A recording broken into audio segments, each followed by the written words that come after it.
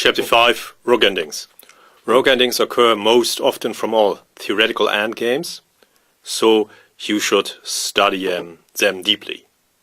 I cannot do this on this DVD on golden endgame rules, but I want to present the three most important theoretical positions and the guidelines that know those three positions by heart.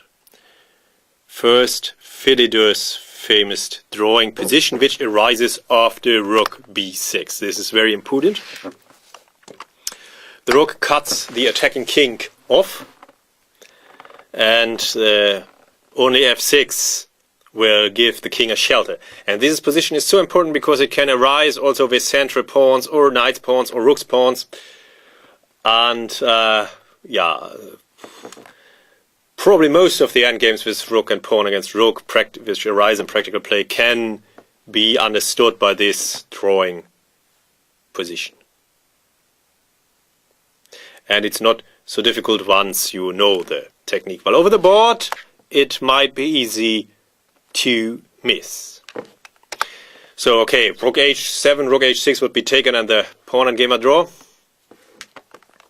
So, f6 is only try to give the king a hiding place, but now there is no shelter from the rain of checks and nothing can be done. This is Philidor's famous drawing position. Next is Lucena's win. It is also called building a bridge, and it could be used with a knight's pawn or a central pawn as well, but of course not with a rook's pawn. First check, and now the rook comes closer to give the king shelter, to build a bridge.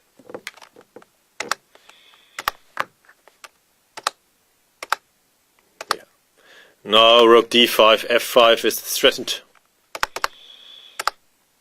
And finally the bridge has been built. And closely connected with Lucena's position is this to reach Lucena, which occurs most often in practical play and which you should also know. It doesn't help to know the Lucena position if you can't reach it from here. And the essentially only move is rook f8. The rook must be used in both directions. Of course, this also is a good guideline. Use all your pieces most efficiently and in all their capabilities. But it is, as many things, clearly seen in the endgame. And here it must be done. White's advantage is not so large after all. Yeah, king g7, f6, so Lucena will be reached from here. Play it against Fritz or a friend if you don't believe me.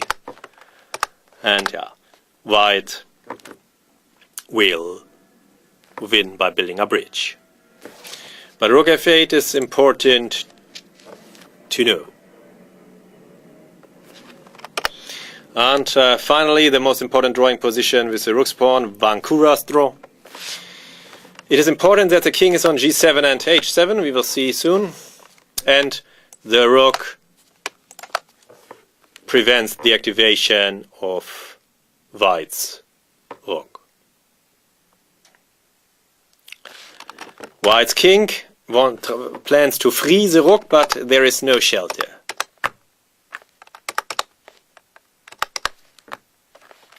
And now the move is rook f6, again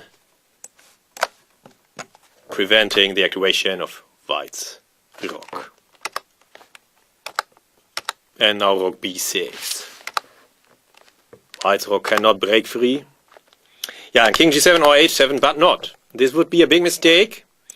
King f7, because now white could play a7 and free the rook. If the king would be somewhere else, and the rook could now be freed with check, and as matters are, rook h8 wins. This is the reason why black's king must be on g7 or on h7.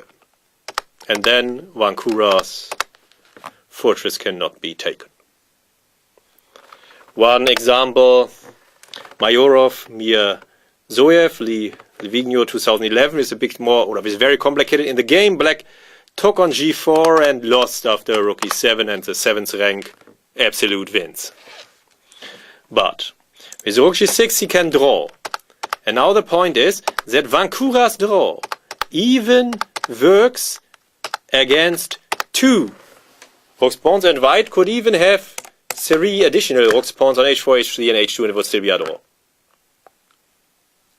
Make sure that you really understand this, and this also occurs very often in practical play, because it is one of those positions which is drawn despite the fact that the attacker has 2 extra pawns.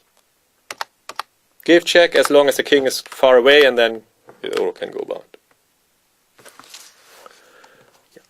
So this is also a Vancura draw.